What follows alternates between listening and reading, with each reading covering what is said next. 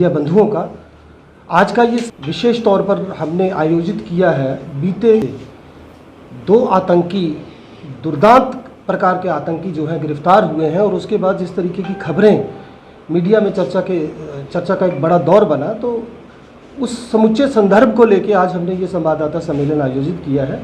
मैं आप सबके माध्यम से सबसे पहली बात जो कहना चाहूँगा, इस बात में कोई शक शुबा नहीं है कि किसी भी राजनीतिक दल के पास कोई ऐसे मापदंड नहीं होते, ख़ास तौर से जब पार्टी का विस्तारीकरण होता है, कि किसी व्यक्ति विशेष की निजी ज़िंदगी किस तरीके की है या उसका चरित्र कैसा है। लेकिन जो जानकारी हमें उपलब्ध है उसके अनुसार जो आतंकी तालिब हुसैन पकड़ा गया, उसमें सबसे पहली बात जो उभर कर सामने आ रही है वो जुड़ी है पीर पंजाल रेंज में लश्कर तैयबा का कमांडर उसको बताया गया है। तो कहीं ना कहीं जो पहला सवाल सबसे पहले उठ रहा है वो ये है कि भारतीय जनता पार्टी में सेंध लगाने के लिए इस आतंकी ने मीडिया का सहारा लिया।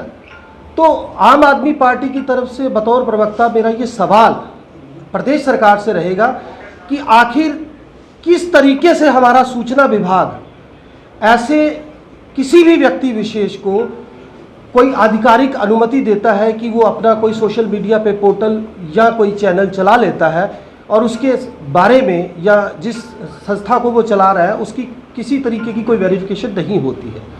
दूसरी एक बड़ी अहम तरीन बात जो है वो जुड़ी हुई है हमारे खुद के किरदार से। हमारी पार्टी का ये असूल रहा है कि हमने कभी भी जब किसी मुद्दे को उठाया है तो इस बात का हमने हमेशा ध्यान रखा है कि नैतिकता बनी रहे।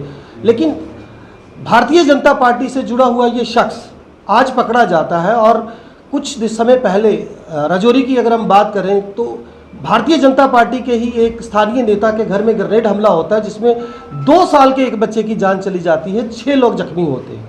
अब सवाल ये है कि आज भारतीय जनता पार्टी के तमाम नेता इस पूरे मुद्दे पर चुप हैं। यद्यपि अगर इस तरीके की कोई घटना आज, जैसे आप जानते हैं, आम आदमी पार्टी अप्रत्याशित ढंग से जम्मू कश्मीर में अपने विस्तार को बहुत बेहतरीन तरीके से अंजाम दे रही है, तो ऐसी ही कोई स्थिति अगर हमारे सामने बनती तो निश्चित तौर पर भाजपा कोई कोर कसर नहीं छोड़ती इस मुद्दे को हवा देने के लिए। तो आज के इस सम्मेलन के जरिए मैं आप सबको एक बार फिर से ये कहना चाहूँगा कि हमारी पार्टी इस समुच्चे मामले में ये बड़ा निश्चित तौर पर मानकर चल रही है कि हम इस बात का खास तौर से ध्यान रखेंगे, क्योंकि जम्मू कश्मीर आतंक प्रभावित प्रदेश है। तो इस तरीका का कोई भी व्यक्ति विशेष जब पार्टी के साथ जुड़े तो हमारा प्रयास ये रहेगा। लेकिन इसके साथ साथ ये सवाल हम जरूर खड़ा करेंगे कि जिस तरीके से ये गिरफ्तारी हुई है वो कहीं ना कहीं भारतीय जनता पार्टी की चुप्पी पर भी सवाल खड़े करती है। दूसरी सबसे अहम तरीन बात मैं आप सबके माध्यम से ये बताना चाहता हूँ कि हमारी पार्टी के संगठनात्मक ढांचे को मजबूती देने के लिए पार्टी के ऑर्गेनाइजेशनल लेवल पे हमारे जो राष्ट्रीय स्तर के सदस्य हैं श्री मनीष कौशिक जी, वो समूचे प्रदेश को देख रहे हैं, वो आज हमारे बीच हैं। तो आप मीडिया बंधुओं के कोई भी प्रश्न हो तो आप इनसे कर सकते हैं। स्वाभाविक है कि जब इस तरीके की कोई गिरफ्तारी होती है तो उसके बाद नकारा जाएगा, लेकिन मैं आपकी जानकारी में लाना चाहूँगा और इंगित करूँगा। आपको याद होगा जब पंजाब में चुनाव चल रहे थे तो एक वक्त ऐसा आ गया था जब हमारे माननीय राष्ट्रीय संयोजक श्री अरविंद केजरीवाल जी को खालिस्तानी जैसा तोहमत लगाकर उनको एक तरह से लांछित करने की कोशिश की गई थी।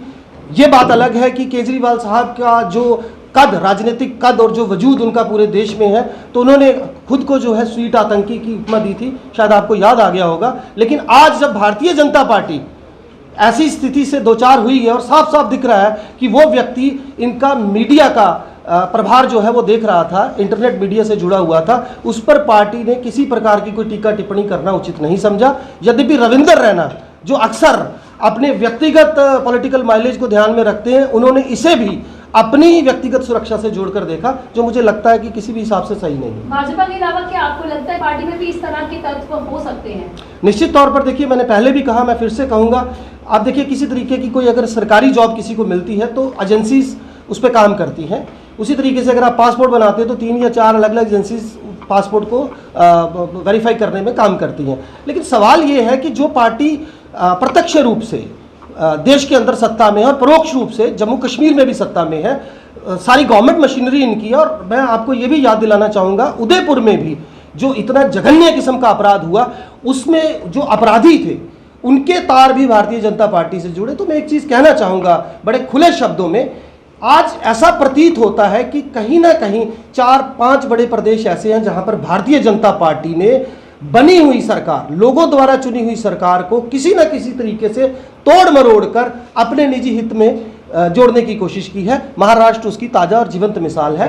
तो मैं ये जरूर कहना चाहूँगा कि भारतीय जनता पार्टी के नेता जब किसी व्यक्ति विशेष को पार्टी से जोड़ते हैं तो पटका पहनाने में लेश मात्र भी देरी नहीं करते। मुझे लगता है कि एक बड़ी पार्टी है, इसकी जिम्मेदारियां भी बड़ी हैं, तो उन्हें इस चीज़ का ध्यान रखना चाहिए। जगदीप जी, आपका कहना, इसका मतलब कहना ये है कि सरकार बनाई थी 2013 में, 2015 में और फिर 2020 में, और 3 महीने पहले 117 में से 92 सीट्स जीतने के बाद हमने पंजाब में सरकार बनाई है। गोवा में हम लोगों ने अपनी जीत दर्ज करके अपने MLAs गोवा असेंबली में भेजे हैं।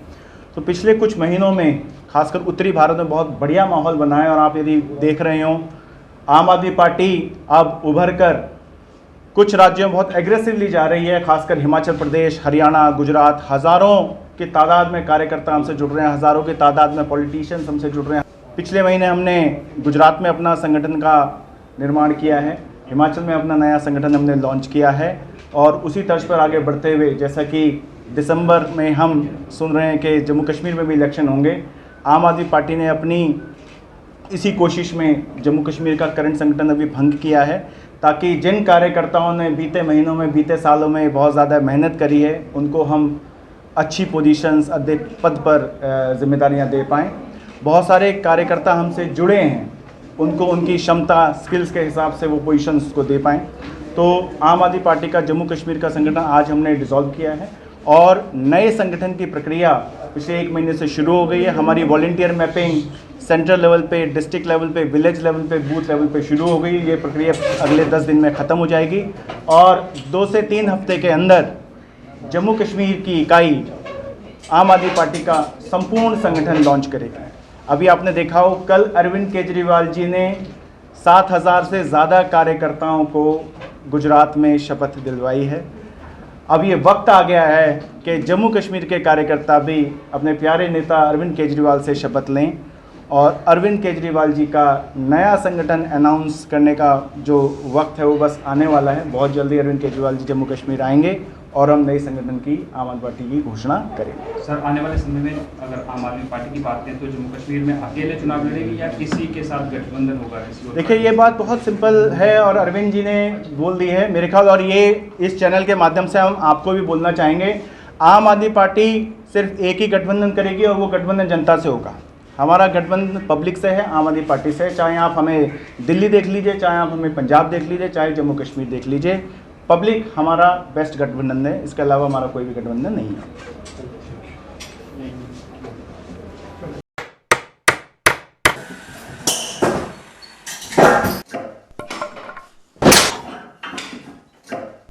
क्या बात है मिस्त्री, बड़ा परेशान लग रहा है। क्या बताएं बाबूजी, कई कंपनियों के कील लाए पर सभी के सभी टेढ़े हो जा रहे हैं। इन कीलों ने तो परेशान कर दिया है।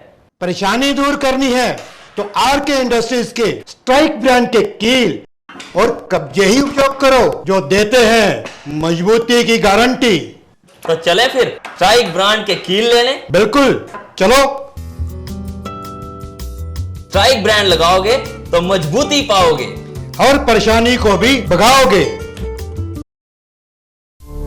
जीके अपडेट रहे हमारे साथ। अगर आप ये वीडियो YouTube पर देख रहे हैं तो हमारे YouTube चैनल को सब्सक्राइब करें और बेल आइकन को क्लिक करें। अगर आप ये वीडियो Facebook पर देख रहे हैं तो हमारा Facebook पेज लाइक जरूर करें। For advertisement please contact 7051091811।